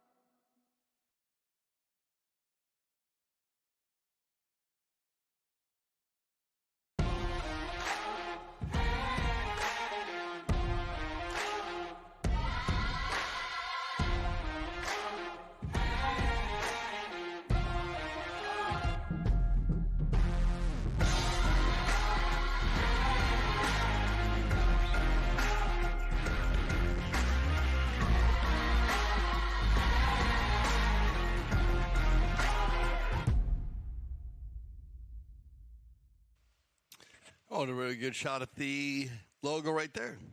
Yeah, different colors, and it kind of does look like horses' tails flying down the field. Yeah, so. I didn't realize that. No, I didn't either. I never asked. I just never asked. I just thought it was such a cool design, and but there they go. So got Gansey and Gansey, Melissa number 1, Grand Gansey number 4, and looks like Sugar Erskine there. You know, well, this is the spring, and you know, we got the summer right around the corner, and the Aspen Valley Polo Club is getting ready to celebrate another milestone. It's going to be its 10th season. Wow, I didn't realize that. 10 seasons. Wow. You believe that? No. I didn't know it had been going on that long. But yeah, amazing. I mean, it gone on for 2 or 3 years before I actually joined. I was working as a USPA professional umpire, and I know they were starting it then. They started then slower, lower goal. Tell us a little bit about the handicap level of polo now. 20 and up. Right. I mean, you can get some games that are 25, 26, but they play it between the 16, 20-goal leagues. And play similar styles each week with different teams. And just an amazing amount of fields at all different levels. You play from 6,500 feet up to 9,000. And different fields around the area. All the fields are in a 30-minute radius of each other. And so that gives them an opportunity to mix it up. And you practice 2 practices also a week if you want. Practice during the week. And polo school. Okay. In effect. So, and polo school actually very busy there. I was going to say, somebody told me last week that the polo school is really kicked off. Very busy there. Yeah. Actually, where we do the polo school during the beginning of the week because we're so busy during the end, but usually Tuesday, Wednesdays, Thursdays. And remember, we have 2 arenas there, an indoor arena, professional indoor arena, and a professional outdoor arena. So you can play polo all the time. And a number of fields. And Riley Gansey now on the breakaway here in the third chucker. Rye, good hit. Is Nick going to be able to keep it in just off to the right? Yeah, just a little wide to the right. But once again, Nick Roldan up front holding the man out, giving Riley that open window to shoot to goal. So Nick having a lot of confidence in both Melissa and Riley Gansey going forward further passes. So here comes Rebecca. Rebecca on a flyer right there, unable to make contact. But Sugar Erskine going to keep that ball going on the near side, and now the offside. Erskine sends it back up for Rebecca. Grant Gansey unable to get over there to her, and Sugar is going to override. Picked up once again by Roldan. Nikki on the move right here says, go on down, Riley. I'm going to hit it to you, and Riley looks over her shoulder. With a nice straight shot downfield, Sugar Erskine coming in the picture as well. So now Erskine, he had to cross to get to the near side, and I think that's why he did not take that near side back shot, because he would have fouled if he did. So Riley taking a shot on goal and wide to the left-hand side. So once again, Senor Bellini will put the ball back in play. Yeah, nice run there by Riley. Good give and go there by Nick. Good, it looks like Casablanca, good rhythm. Using each other very well. And with the design, Melly staying in front. You see Riley, I told you, she'll play all over the place. She'll run through in the back, and that gives her an opportunity for Melissa to stay out front because she'll rotate around with Nick and her brother, Grant. And here you go. Melly on the ball here, and Nick's going to lay this one just inside the 40. Melissa goes from left to right. One time. And one time. One time, Melissa Gansey with a little open. That's to be her name. That's to be her new Nick, a.k.a. One time. One time. Because I'm telling you, she scored more goals hitting, approaching like this winter and shooting one time. Well, if you remember when you and I were doing snow polo up in Aspen, and the first time they were out on the snow in the first period of play, she scored a long goal. Yeah. I mean, I remember that play like it was yesterday. And then they had a penalty 5. And what'd they do? They had Melissa take the penalty 5, and the 2 high goal players go up front. Yeah. And you're also the one to say she looks like she's shooting a bow and arrow. Yeah. And because she hits the ball very straight, and I asked her, she says she shoots a bow and arrow pretty well. So there you go. There's some interesting knowledge for you there, and it makes sense. Yeah. Because she has a very straight shot, a very straight swing. Her motion when she turns her shoulders and never rushes. There's the give and go from Melly to Nick. Once again, we've seen that happen a couple times. Nikki now is going to stay near side here. Near side neck shot to go. Sugar Erskine's going to go under the neck with it. A dangerous play, but well done, Sugar. And that ball he'll override. But in the corner, Bellini in the rumble seat, no problem. Has time. Looking for Sugar once again on the chestnut. Sugar's got to deal with Nick. Bellini, Nick, everybody's got to pull out. start from one end. Now go around the right. Looks to me like he wants to let the chestnut mare run here. Let's see if he gets her out in front now. The give and go to Escobar. Escobar's got Erskine out in front and Rebecca a little short. Look at that horse put on his brakes. Man, Grant Gansey lays a couple 11s down, breaks his mallet in the process. And it's going to be right around the courtesy change here, so I think he's going to be all right. Yeah, and you're going to get a fair play bowl in. Yeah, he can get another mallet at Casablanca. Yeah, exactly. No problem. But, yeah, our courtesy change right here, and with a little under 3.5 minutes left here in the last period of the second leg in our round robin. And remember, we're watching the Casablanca Spring Challenge, and next up is going to be Casablanca against Travieso. And Travieso are Santa Rita Abierto champions. So they'll be coming back there resting. They're taking notes over underneath the tent for Casablanca. And yeah, one of the most winningest teams in the club's history, actually. Travieso, there's a good shot of Roki. And I was talking about the helmets. Grant's different helmets right there. Uh-huh. He went from the blue to the pink there. And they... this Newport, this Travieso team, they were first champions of the spring tournament season, the Sun Cup final between Santa Rita and Newport. It wasn't played because of scheduling conflicts, and then they came back and pulled out the win in the Open in the Santa Rita Abierto. Right, yeah. At the last Sun Cup rain got rained out. Yeah, we had rain out there, so they've been on fire here. So Casablanca is going to be coming after them here. I think if they can hold this 2-point lead, we'll see with about 3:23 left. So they're in a good spot to do that. Remember, you can watch all the games all spring long here on CTV Sports. Steve Lane and myself will be calling the games for you. And times based on weather and scheduling some of our players.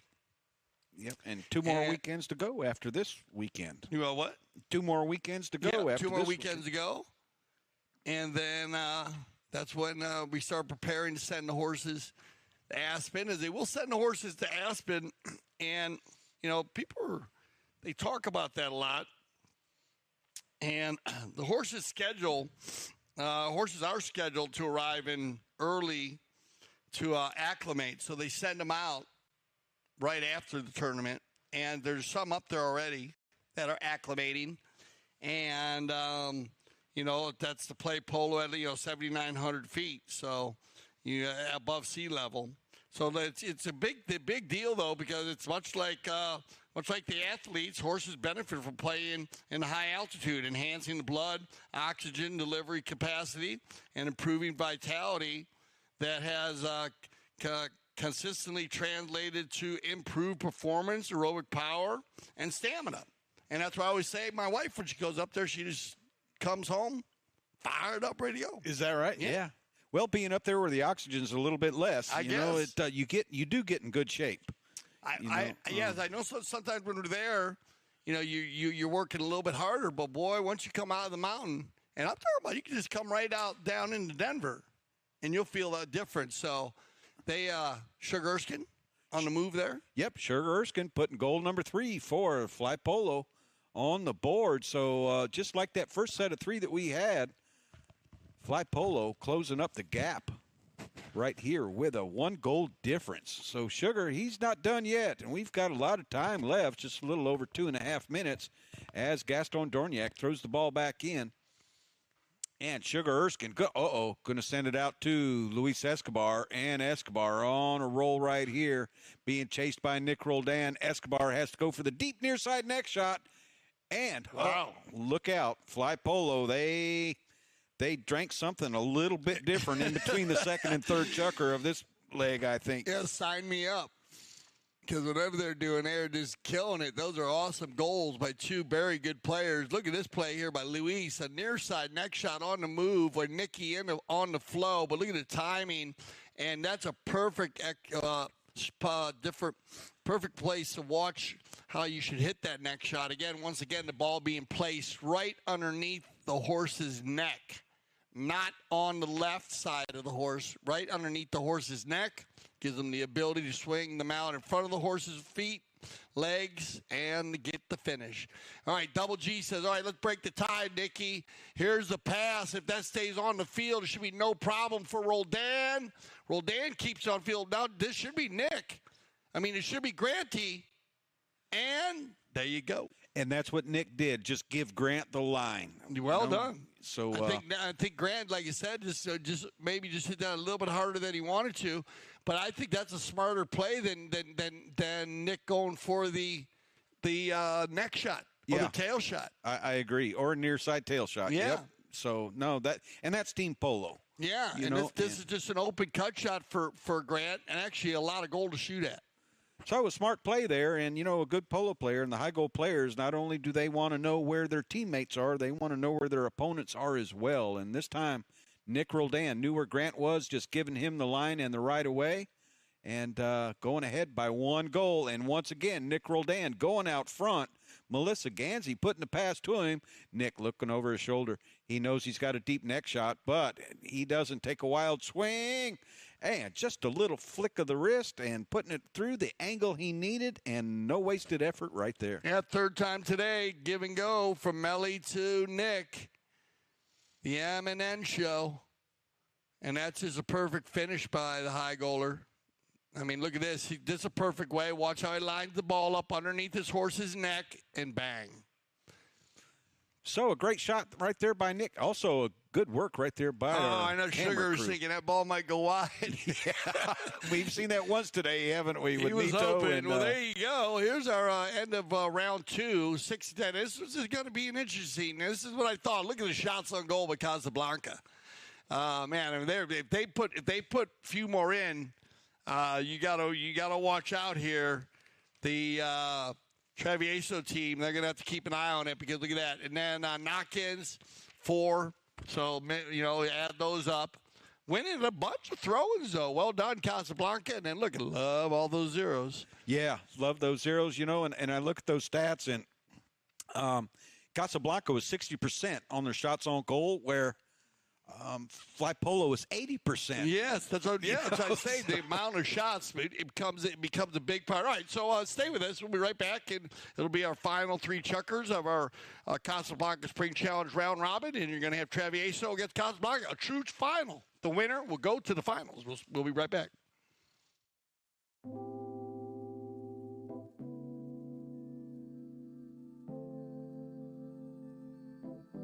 We're here at Santa Rita Polo Farm cooking an Argentine-inspired fire meal for the Ganzi family. We have a 4-course meal tonight, and everybody will be tasting the food that we cook on the fire.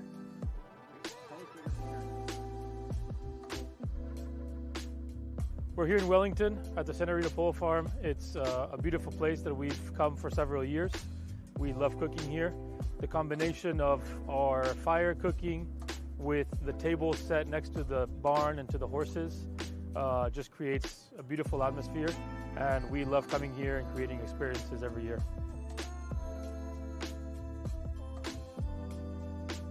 I think anybody that is new to these events is going to be very shocked right when they walk in, not only because of the grill setup or the fire cooking, but just the whole walk into this barn, with the horses eating right next to you, and then the tables are set with candles.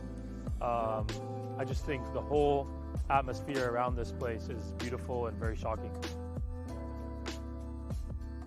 With the menu, we always try to, bring new things to the dinners, new items.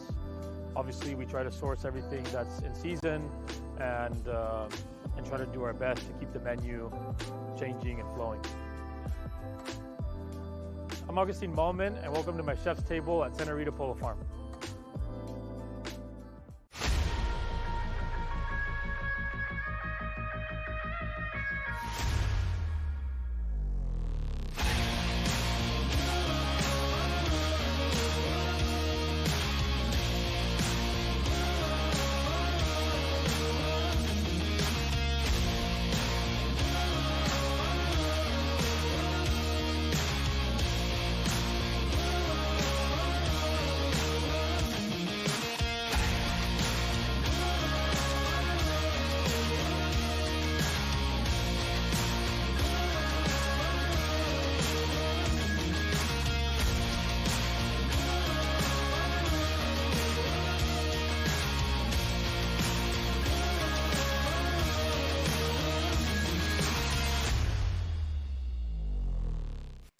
I love that commercial there.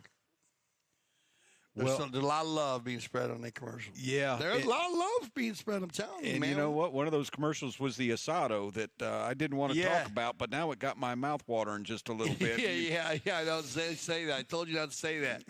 Yeah, Allman, he's amazing, man. What a guy. There you go. Riley out there in front getting ready to go. She's had an amazing game here.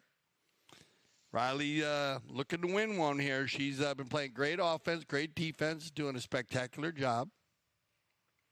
And so she's going to get ready to rock and roll as they need to win here. This is a true final.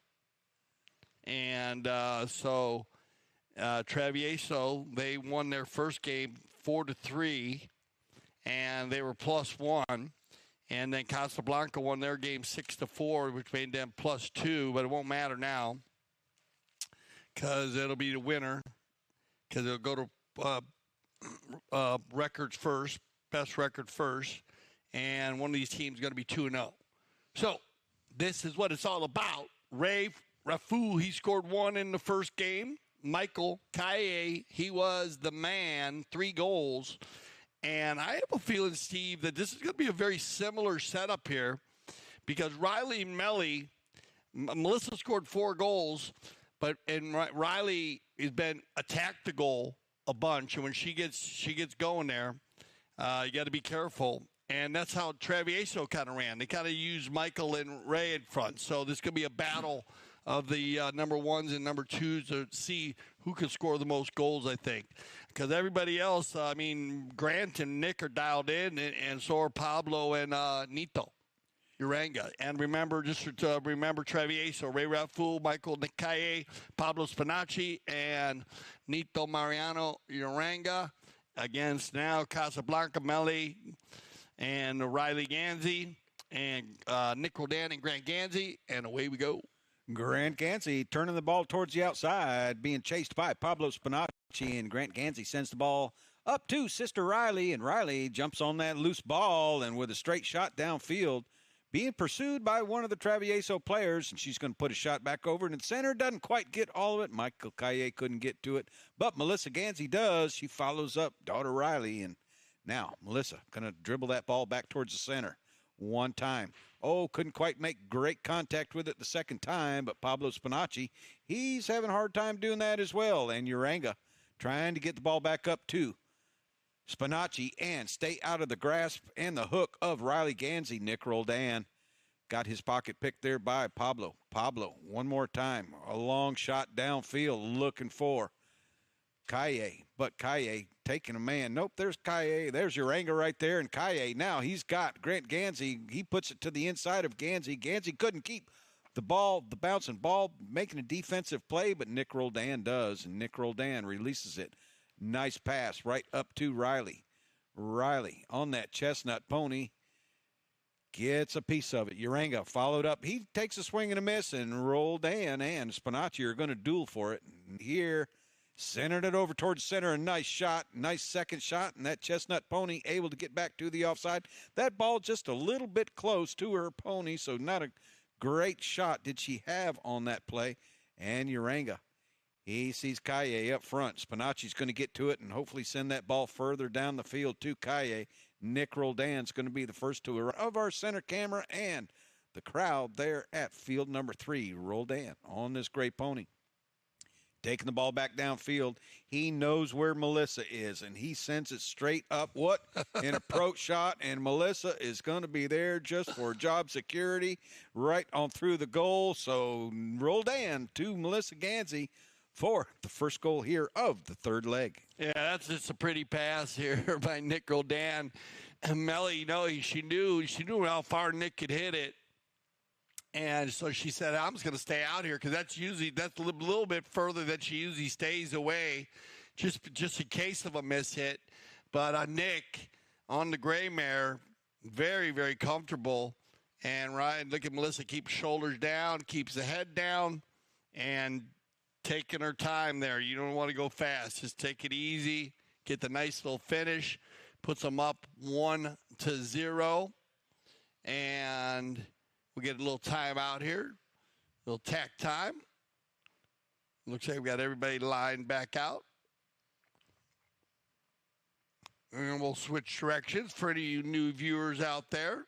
Remember, we do switch directions, so if you've been confused for the last 6 chuckers, well, what are they doing? That's what he does. And we always have to bring it up. We know most of our viewers have watched polo a lot, but it is a new viewer. And also remember the right hand. You're allowed to play the game with your right hand. And Steve, as you were talking about Sharon earlier, you know, she gave me some knowledge about basically the only 2 other sports you can play right-handed are high-lie and field hockey.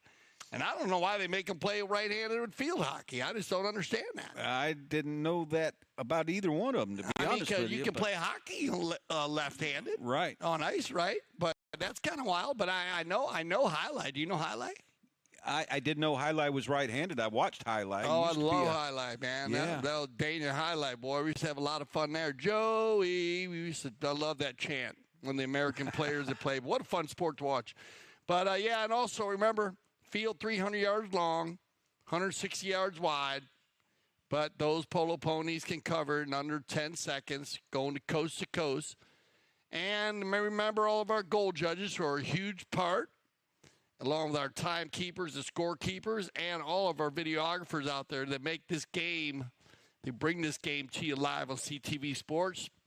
And remember, the ball must be 100% in or out, so you can be off the field when you're hitting the ball in the game of polo. Whoa! That goes off the toe of one of the ponies, but good recover by Michael. Now Nito. And I like this guy. Great style, huh? Yes. Uranga, man. He is a smooth operator, dude. He does everything classic. Pablo's been playing well, too. This has been very open and running right now. Back and forth. Broken mount. Wow. Casa's going to be loving Grant. And now Grant, let's see what he does here with just a stick. He's going to play defense. Ray, shot on goal, and he's going to pump one from 60. Looking for Nito. Back across for Ray. Ray's going to go for the back shot.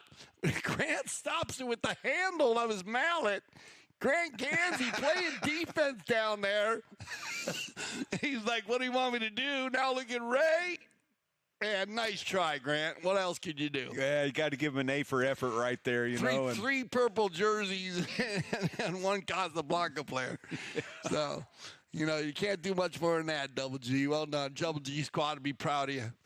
Yep. And this is what you usually do. I have seen a few players go down the field with the ball. But right here, you know, all you can do is just kind of try to keep it. And Ray, nice and easy. And Ray Rafoul will pick up his first goal here in the final. No goal, whistle on the play. So a whistle on the play before the goal.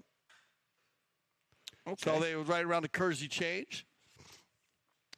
And the broken mallet. This is spring polo. There's my man Roki. Does an amazing job with Grant's string. And good energy. He's got his. I always give a big shout out to all the trainers and grooms out there. You know, I love you guys. I started there. So does Steve. We all been there before. Can't win all. You got to win off the field to win on the field. Very important. All of those people right there. We see with the purple shirts and helmets on. They wear helmets on when they're mounted for safety now. Yeah, actual rule nowadays. I think that's a good call. Yeah. Pulled out of the pasture and then brought to the field and played on. I mean, they're exercised every day. You know, one horse may get a little bit more feed or a different kind of feed than another horse. They kind of work in sets of 5, so they're walked around a track, which is great footing over at the Santa Rita twice Polo a day Farm. type stuff. Yeah. So, you know, if anybody has a horse, they're welcome to try polo, the game of polo, for sure. But just to pull it out of a pasture on a Sunday golf club. Can't leave them for your golf clubs. Yeah, golf clubs, you leave those for months. But cars, you only live by 3 or 4 or 5 days anyways. But, yeah, good point, Steve. They are without a good team, and that is basically your pit crew. And any race car driver will tell you he can't win any race without a pit crew. So here we go on the fair play bowl-in. They're going to give that ball in possession to Grant on the Kersey change. From way out, it might go over. And now take her time, walking the dog, and getting the goal there. Right on through. And you know, when she turned that ball back to the left underneath her horse's neck, neither Spinacci or anybody else had a play. They would have had to foul, a right-away foul, and right here, a smart play by Melissa. And there's Pablo Spinacci and Mariano Uranga right there, knowing they don't have a play. So all they can do is watch at this point. And Melissa threads the needle right on through. Her second goal of this period here in the third leg, her sixth goal of the day. So here we go. And Travieso that sixth goal of the day, she's on fire. Yeah. And very relaxed. Casablanca has not taken their foot off the gas. And no, they've been playing well together. Like I said, good design. I like the way Grant and Nick have been playing together. It's good seeing Nick going forward on those little give and goes. And I think that's been something that most of the teams that they're playing against today didn't think he'd be doing that because he hit such a big ball. And he's done that great. But him and Grant seem to be switching up who runs through and who stays back. Neato. Uranga takes his time, allowing teammates to get down the field, but Grant Gansey's going to clear that ball out, but picked up now by Spinacci. Spinacci'd certainly like to even things up here or get a little bit closer on the margin of goals. So those two players, Grant Gansey and Spinacci, neutralize each other. Now, there's a tough play right there. Whose mallet did that come off of? Yeah, so good call. We'll assume that it came off of Spinacci's mallet, and when we come back, we'll start with a knock-in, I do believe. So stay with us right here on CTV Sports, and we are about 2 chukkers away from knowing the first finalist of the Casablanca Spring Challenge.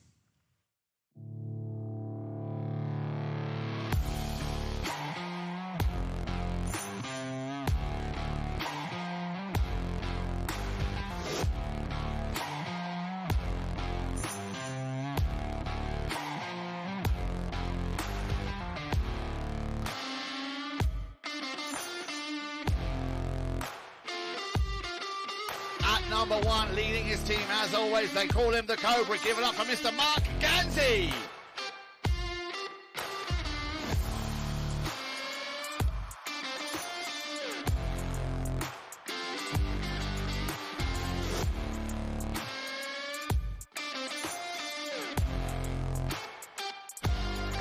Then at number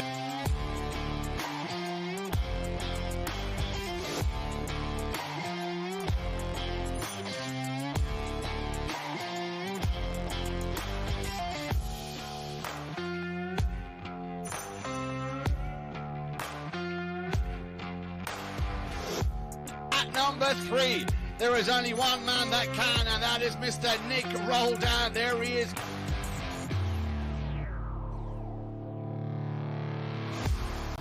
And at number 4, all the way from the Great White North from Canada, please give it up for the one and only Mr. Fred Mannix.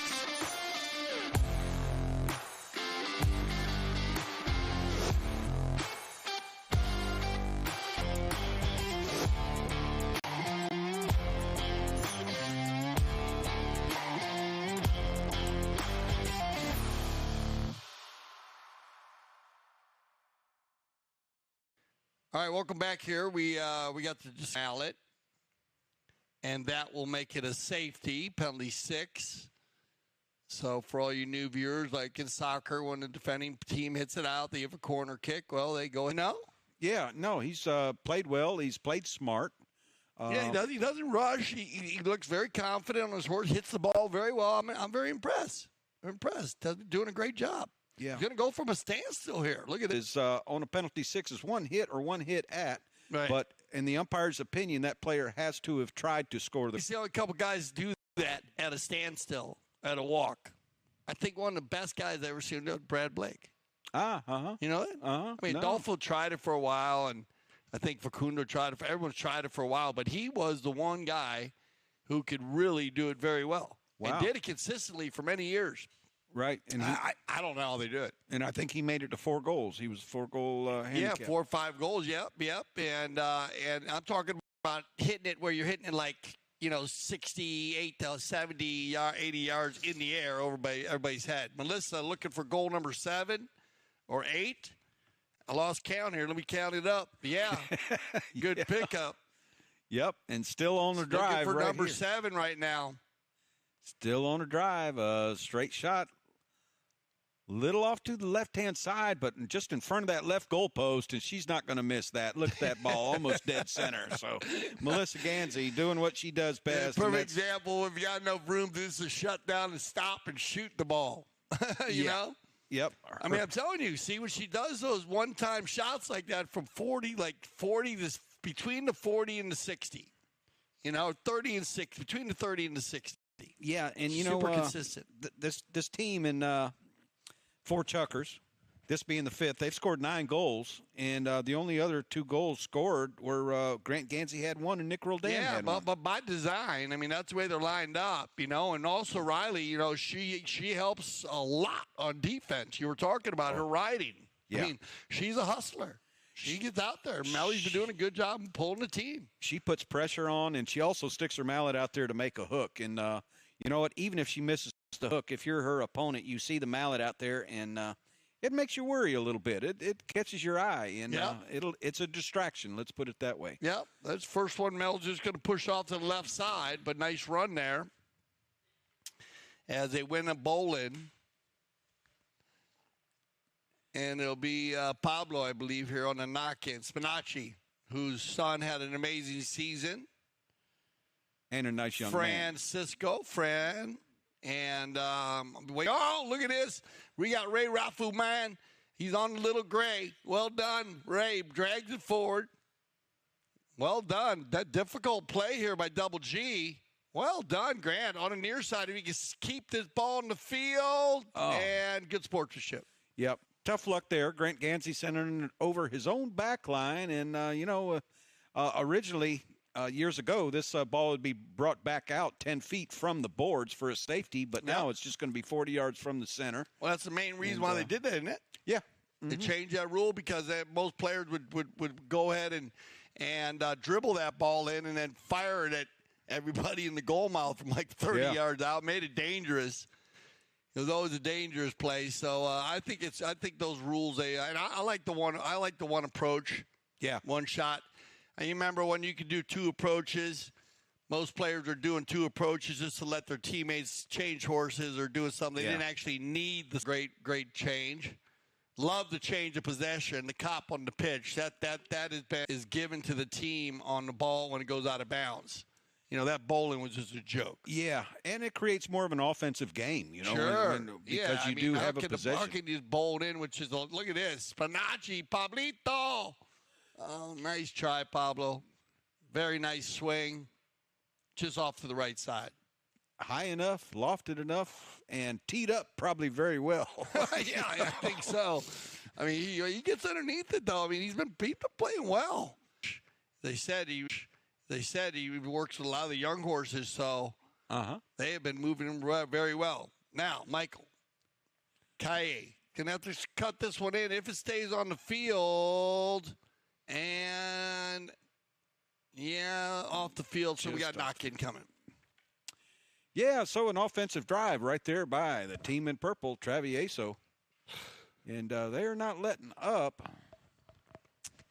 Still attempting to score, but Casablanca with a 3-goal lead right now, and Grant Gansey playing that number 4 position, puts the ball back in play. Grant with a shot downfield. He's got 3 pink jerseys over in the center of the field, so not an offensive drive going to happen right here on this play. And Pablo looking for Mariano Uranga and Michael Kaye up front as well. Pablo unable to get a solid contact on the ball, so Nick Roldan is going to pick it up, and he is also looking for teammates down the field, and he's going to leave it for Riley Gansey and take the man out, and Riley sends the ball up a little bit. A nice long shot, actually, and Pablo, he could not flatten out on the ball had he made the near side shot. And Riley Gansey with a straight shot right through the goal. So daughter following up mom. And you know what? The 2 Gansey ladies, as you mentioned, Dale, they're putting points on the board. No, they do good. Now they switched it around. Now I think Melissa's probably gone to the back. She's probably tired. She went to goal so many times and scored 7. And so let Rai go through. And Riley, nice shot. Nick likes that one. Yep, and Nick, once again, to stay, Hope for one of her teammates. turns things back around. He's going to send the ball right down. Look at side shots today as well. And Mike ball's going to travel right on through and over the goal line. So, of our third leg, so you don't want to miss it. Stay with us here. CTV Sports.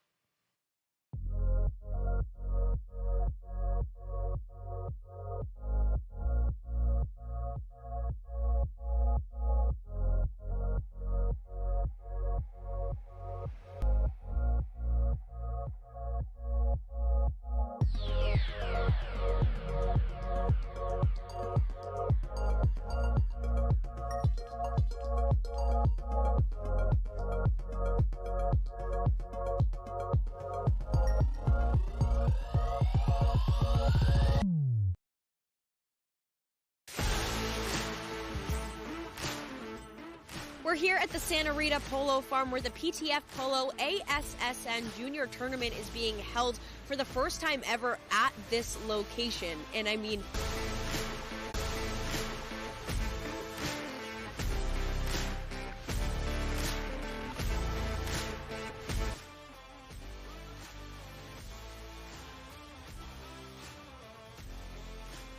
well, that's a wrap on the PTF Polo ASSN Juniors Tournament at the Santa Rita Polo Farm. So much sport of polo. Now, for more information on the PTF, head to polotraining.org.